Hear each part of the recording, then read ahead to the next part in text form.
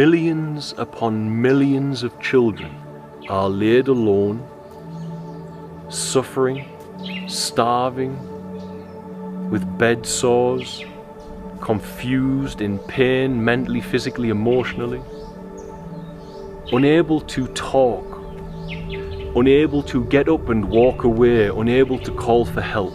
And so a child incarnates in a body which is defective, in a world which is defective. And they have parents who are defective. And they keep them alive not out of love and compassion, but out of fear that they will be prosecuted for infanticide if they don't.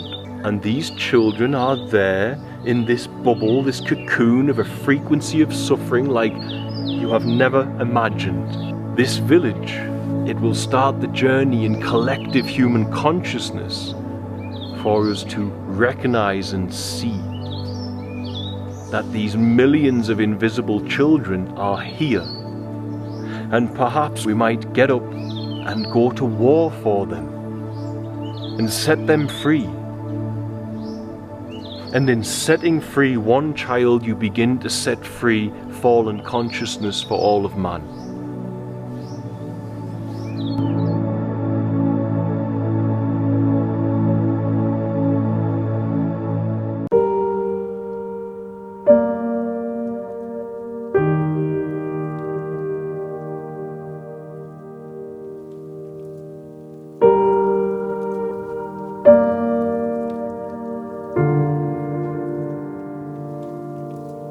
Humanity is afflicted with a great problem, and this problem can easily be termed an enemy, for it is the causality of all conflict, separation, and division. It is the causality of all war and a great many of the world's sufferings. We, as a species, live in an almost permanent state of conflict. We do so as the body that we dwell within. That body is in contradiction to the light that we are that animates it. The body functions based upon survival of the fittest. The souls we are that are being brought into these bodies do not function in that paradigm. The body is connected to this 3D world, a fallen world, the energy extraction matrix, as I would call it, of the fallen ones. The world is not original, and religion has crazy notions as they make the presumption that God is all-powerful in this world.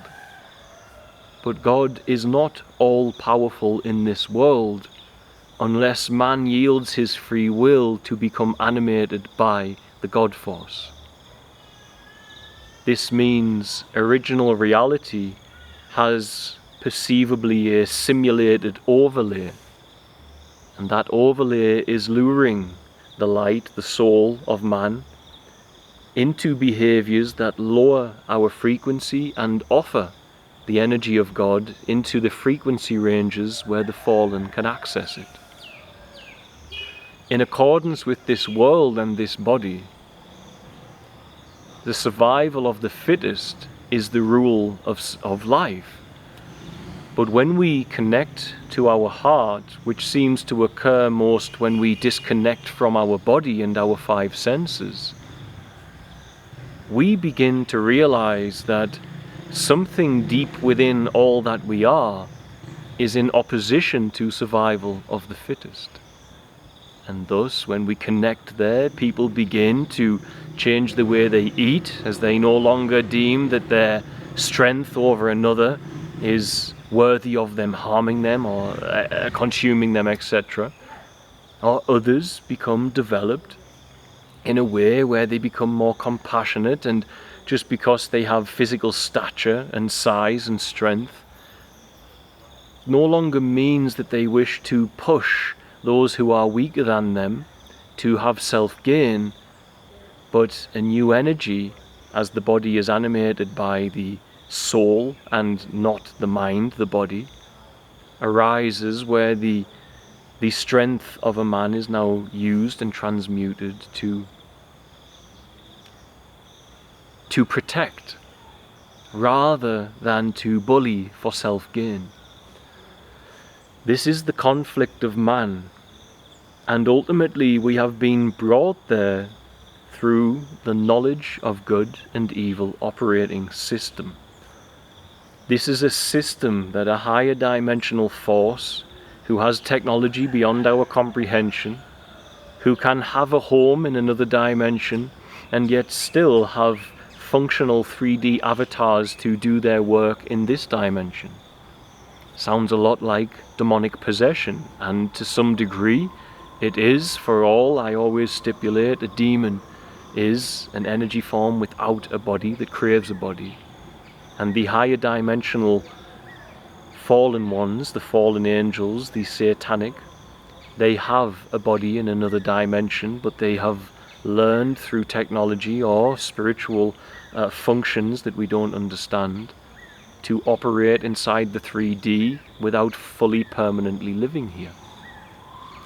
We are such a species whereby we do not have to operate fully from the 3D, and in fact if we learn to operate from other dimensions, we have strength here we never knew possible.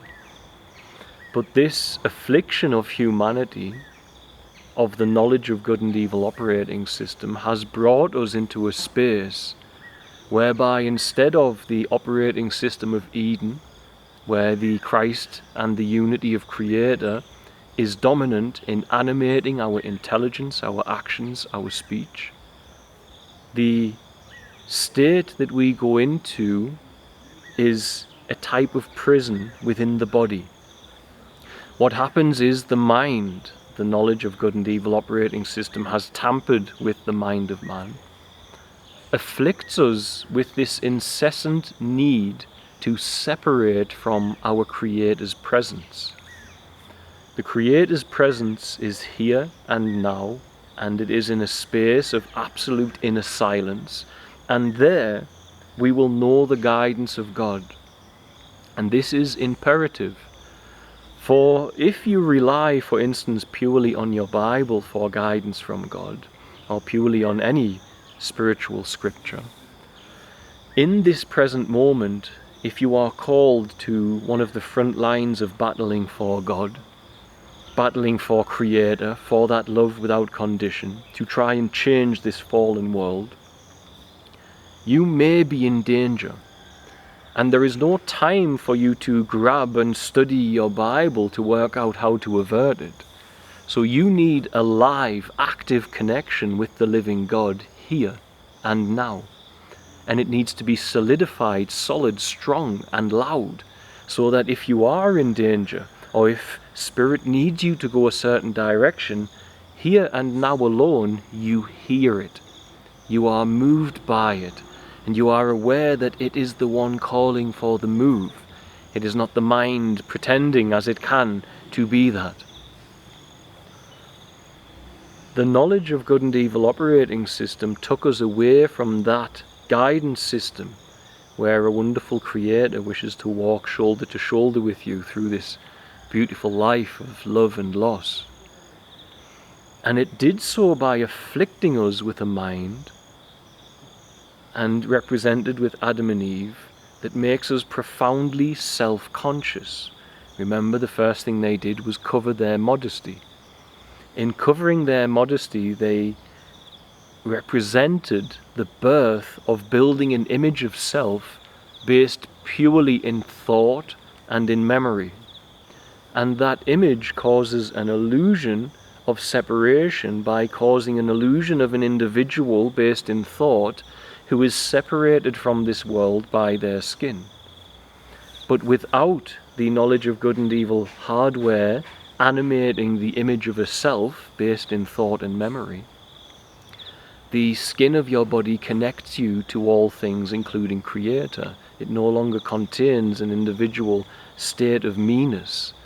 Rather, without that, you become a connection to all things, a point of awareness that is able to be animated by the giving heart of God, the loving heart of creation that gave birth to all things, including infinite potential and free will.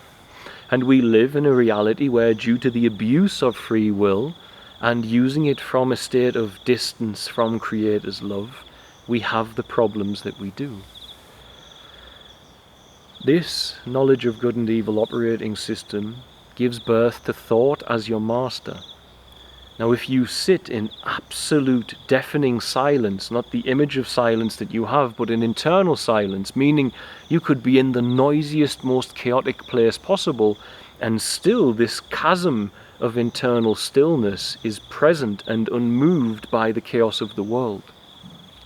There your intelligence can be animated by the source code programmer, the Christ.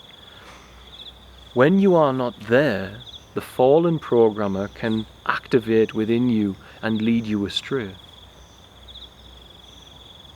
Thought, in the birthplace of that chasm of stillness, begins all separation.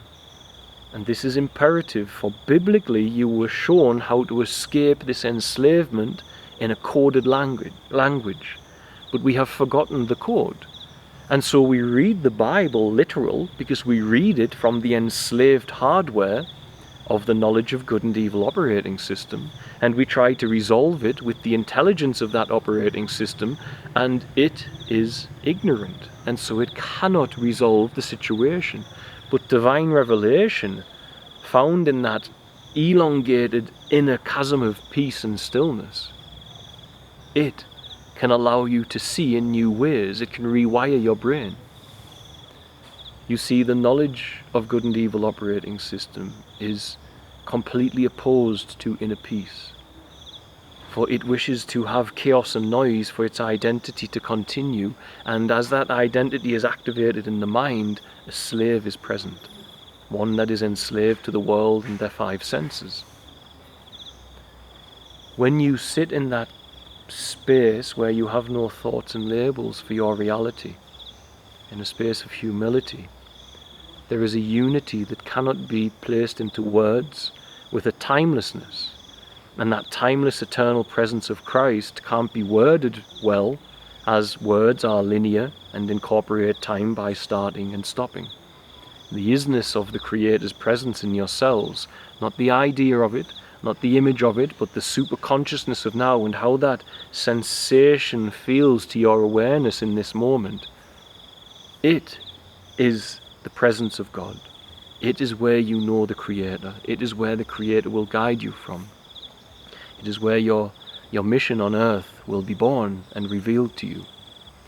As soon as you start analyzing that, you create an analyzer inside of you and a topic of analysis outside, and we begin the journey of separation. This separation causes the creation of temporary identities, and the ability to attach to these temporary identities creates war. As people attach to nationalities, a temporary existence, a temporary state, but they have built this image that that is what they are, and that nationality can judge others for not being their nationality as not worthy. And here you see the knowledge of good and evil operating system plays into the hands of the enemy by allowing us to take the light of God, to hate another who does not warrant our hatred just as they were born in another location, or to hate another as we have been raised by people who have not worked out forgiveness, and so we ourselves carry the burden of that trauma. And we say, this person is not worthy of my love. And if they are not worthy of your love, you can have conflict, and where there is conflict, there is suffering, and where there is suffering, there are the fallen ones ready to catch that light as it drops into the frequency ranges they can access and take it for their sojourn of rebellion, to try and become a God themselves through persistent dissection of as many fragments of the creation field as possible. The Eden operating system, therefore, is a space without persistent image of self. And the Bible tried to set you free from this enslaved operating system, that this hardware that has been genetically placed into our species, and we as souls are being dragged into that. And as we are dragged into that, as I mentioned, we recognize that this body is in conflict to the origin of where I am from. For where I am from says, love the sick, love the weak, protect them, help them. Yet the laws of the forest, the laws of the world we live within, the rule of nature, is not that. It is survival of the fittest, forget the weak and push on to be strong and survive. We have begun to overcome the fallen world, spiritually and through technological moves as well. Biblically speaking, we have the gift that Christianity did a fantastic job of delivering Bibles into every corner of the world. Now some of us are here on a mission not only to serve and bring God's light and love to those who need it, but to bring how to interpret those scriptures into every corner of the world as well. For today, millions of people will be baptized, and they will go functioning in this state that they are a nationality and a Christian and a father and a brother, and all of these temporary identities will be what they believe they are. And their awareness is restricted into the hardware of the knowledge of good and evil operating system, and its desire to create temporary identities and attachment to them. If, however, one begins to separate from those identities, the awareness expands and a different bandwidth of reality becomes available to your perceptions. This is where you give birth to Christ's power. You don't any longer have the image in your mind you're a Christian, but here and now the power of the living Christ is animating you. You seem to all of a sudden have the ability to perceive things within reality that you could not before. You have the ability to assist people by clearing entities from them, to have your prayers answered and manifest. Your life is guided by profound synchronistic events, which is the source code reaching in and saying, continue that way, my child. Everything shifts and changes. But many will go for baptism with the knowledge of good and evil operating system. They will leave baptism and they will not have any of those spiritual tools or the expansion of awareness that they require. And the reality is we need to open up our churches to bring young men and young women in to be truly baptized, and true baptism is to break free as the soul you are, the child of God you are, from the knowledge of good and evil operating system, this hardware that enslaved us, that Yeshua called the flesh, and be in the spirit or the Eden operating system, the one pre-fall, pre-genetic tampering with humanity by this higher dimensional fallen species or collective of species. The tampering is not just for fun, it is to create a world where energy can be harvested. This is the causality of it. A world that generates life, has sun, has water, trees and plants growing. You come in, you don't need any of that energy, you need the light of God to come into your frequency range. So you alter this reality through profoundly advanced technology that mimics the Creator. And then you alter the human species so that as they live there and they grow there and they reproduce there and their numbers expand there, they are afflicted with the hardware that brings the light into your frequency range by free will's choice to choose the comfortable prison cell of worldly desire over service to Creator by retaining vitality for Creator's will. Back to the baptism, millions of people will have water placed on them and it's beautiful, they've made a decision to walk with Christ, but they will not be transformed here and now. But if we open our churches to show them how to transform, which someone like myself, who, if I am to place a label on the human organism speaking, functions as a mystic, you take a human being and you understand, instead of the literal interpretation, the codex that was there, left by the ancients. The ancients who knew that the slave masters of man would never be able, for they can never access a mystic state of consciousness, to perceive that what was being written was not merely a literal historical account. And those of us who read it and say it's only historical and literal, were afflicted by the DNA of the fallen ones, and that's why we must escape it with prolonged fasting, etc., to adapt into the mystic perception of what is being communicated with this linear language that appears to be merely historical account. In modern science, if I hook you up to a set of diodes and ask you to start using breathing techniques and meditation, I can watch your brain move between 4 different patterns of consciousness. And in modern science, we call them beta, alpha, theta, and delta. Beta is heavily used by the knowledge of good and evil operating system as our tomb to ensure we stay enslaved to that way of life that provides energy to the fallen. Beta, high beta frequency, is where we look for lies in lie detector tests. People who indulge in gluttony to excess are in high beta frequency when they do it. Those that we deem to be ADHD, who will not conform to a profoundly sick society, their brains function more often in delta, which is a more stilled space, a more divinely connected space, arguably. So we can see these 4 brain cycles on a screen, but I, in prayer and meditation, am aware when I am, my mind, the mind of the human sitting here, is reverberating in beta, alpha, theta, or delta. I'm aware there are 4 varied states. Delta tends to be a vision state for me. Theta and alpha tends to be following synchronistic movements within my life. Beta is very practical, hands-on work, and often where I get into trouble as a human being, perhaps overeating and so on and so forth. The ancients had no apparatus, and for all I can sit here and say I'm functioning in delta when I have a vision state, the ancients did not use those terms. And what they did use were coded terms to ensure that this truth lived on in a world dominated by the god of this world, the prince of this world, and its minions and its creations, who cannot perceive the mystic as we can, as many humans cannot at this time as well. So they used earth, water, air, and fire. And baptism is the raising of man from the earth level to the water level. When you do this and you move from earth to water, you begin to be able to see the expanded bandwidth of reality. This is denoted again in Jesus healing the blind man. It is a mystical connotation of that event. Jesus puts clay on the blind man's eyes.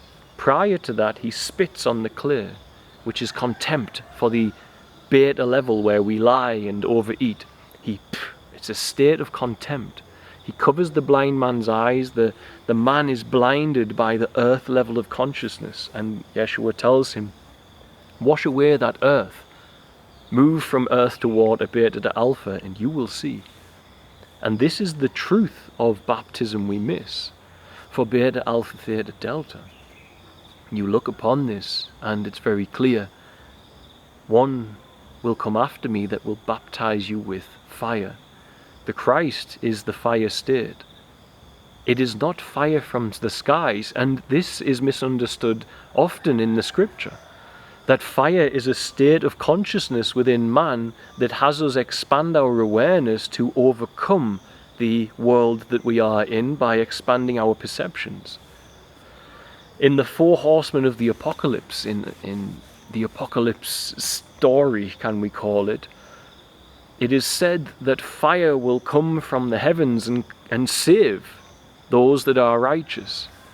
How can fire come and burn up the earth and save the righteous? Because the higher level of consciousness, the delta frequency, will kick into the human vessel, and as it does, the earth level of consciousness will be subdued, and those humans trapped in the earth level will be set free into the higher realms of consciousness.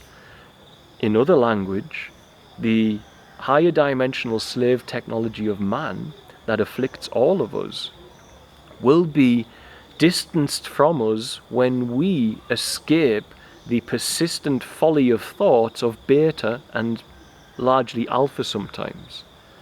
When we subdue that hardware, we enter a space where the sacred can animate our intelligence, our thoughts, our speech, our actions. That sacred is not your idea of sacred, it's not your explanation of sacred, it's not your image of sacred, it's not thoughts of sacred, it is the here and now sensation separated from all description of it and how that functions in your vessel. And it functions without the interference of your mind telling the sacred what it is, or trying to contain the sacred and control it with the hardware of the fall. We, therefore, when we truly are baptized away from the earth level to the water level, from beta to alpha and then onwards to theta where you will meet Jesus in the air, or to delta where Yeshua the Christ will baptize you with fire. That baptism of fire and the Holy Spirit is a place I speak about, where you are nothing but lovingly aware of all things going on around you, and there, from no knowledge or study or linear pursuit or analysis, somehow knowingness is revealed through your lips, through your heart, through your life, through your actions. Somehow knowingness is part of the human toolbox, but it's not attained through study in that retrospect. It comes from a connection, a deep connection with the living God here and now, the ever-present moment, the superconsciousness. For all creation is now. It is only the knowledge of good and evil operating system that's out of control that leaves you believing that the past is still a driving force for the future, and there you don't harmonically attune to the now. The fallen have even hijacked education to suit that. Study information, recall it from your memory, and in the future you will pass. Never once grabbing a child and saying, let's harmonically attune and awaken all of your siddhis, all of your gifts of the Spirit, all of your anointings, all of your power. Let's see you become an extension of the force of all creation. For as you do that, you become an extension of the source code programmer. And this fallen world extracting energy from our species is reliant on humans not becoming unified with that truth of the source code programmer. For when we do that, we are able to delete these weaker codes of reality, such as sickness and malice and these terrible events and corruption. We have the power to delete it. Yeshua had the power to delete sickness. It is clear that this is what it is being pointing at, and I have witnessed in our own lives how coherence, many hearts who are united with the true love of the source code gathering, changes the outcome of situations more rapidly than one or two men praying and uniting harmonically with the source code. Baptism was always about freedom from the higher dimensional slave technology or the fallen self. It was never merely a ceremony to throw water on our heads and say, from this day on, you're definitely going to follow Christ, and then walk away not transformed, not educated, not with the right tools to stay here with the living God, where the only guidance you'll ever get from the living God is going to actuate. And the closer you are to God, the more present in this reality a man must be. And that means the more simply lovingly aware, accepting of his limitations to understand it all fully, and allowing the body formally identified with a nationality or a religion or whatever it may be to be the vessel for the love of God, the love of Creator, the source code's will to animate in 3D function. In the same way the fallen programmers are using vessels to animate their will, the Creator needs the vessel that you formerly mistook to belong to the mind, the hardware of the fall, to fulfill its will. This is profoundly important. We have lost track, and so millions of people are being baptized and are still in a terrible state. But give those men and women to me for a month. Give them to me for 1 month, and I will give them true baptism. And if I give them true baptism, they will, I guarantee, tell you that they are closer to God, and they are able to sidestep the pull of the body.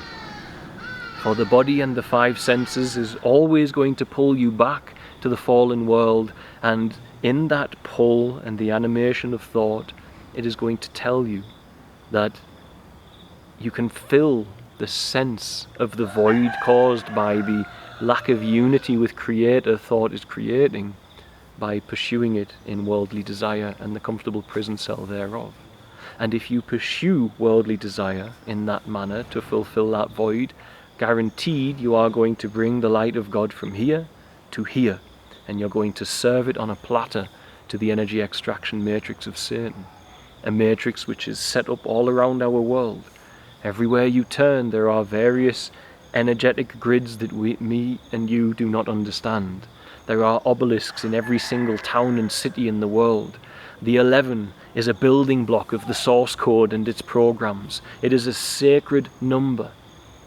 On the 11th hour of the 11th day of the 11th month, all across Europe, various different parties get together, whole communities, and they channel sadness and grief and somberness into a granite pillar that is connected into the earth grid.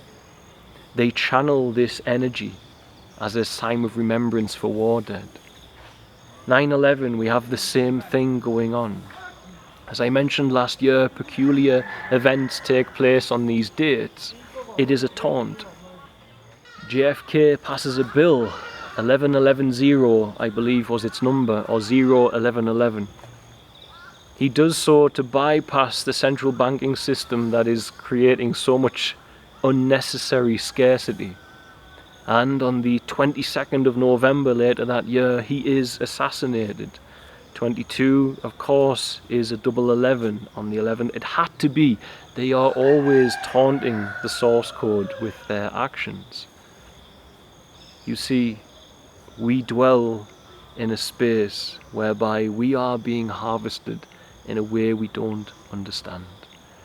And the key component to end that harvest is the overcoming of the slave self, the overcoming of the flesh, the overcoming of the fallen operating system of man.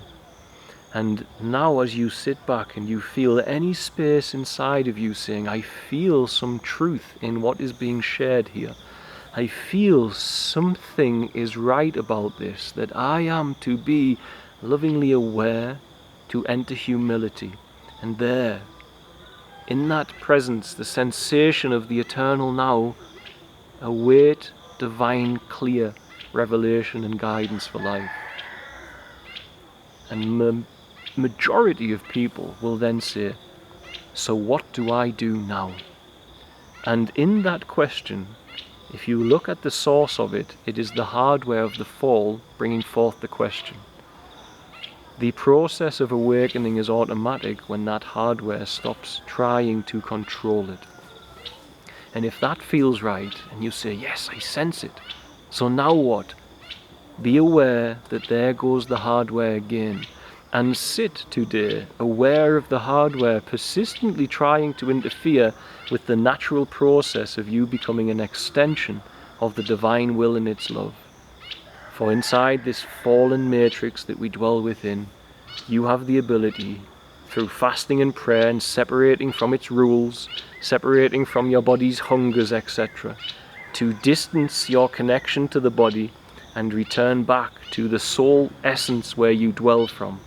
And that soul essence is brought here into these fallen bodies because the connection must stay open to the Christ, as the whole point of it for the fallen is to take parcels of that infinite energy source and use it to propagate their fallen world and their hope to continue rebellion, to become a creator themselves. And they have largely become a false creator God, as it were, up to now. You must be baptized. This means you must separate from beta to alpha to theta to delta. We must learn this, for when Yeshua washes a man's feet, You could come and wash my feet. Oh, I'm very grateful. It's very kind of you to do that.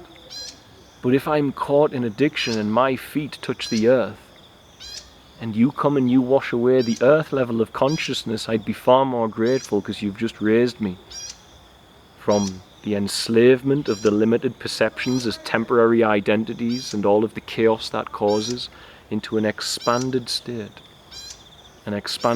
of awareness, which is the road to truth. It's the road to faith, where you follow the call of the divine blindly, but you know that it's the divine. And of course, this takes a little work, and it's not found in the algorithm. It's not found in your entertainment, for all you can have access to these things.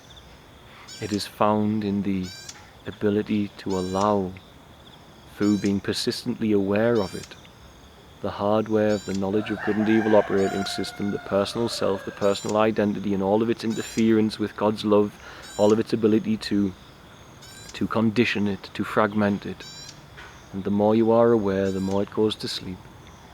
And the more it goes to sleep, the more Christ becomes awake in all that you are. And this is the true baptism. And this is the Eden operating system. And this is the end of our enslavement. And the weapon that you have to shut down that hardware is loving awareness. Lovingly and acceptingly aware of all of that taking place will eventually put it to sleep in your arm like a baby. And there you will find your true power to cast out demons, to heal the sick, to pray in a new tongue, and whatever other supernatural manifestation you may be individually suited for. I shall leave it there. Be at peace. I love you all. See you soon.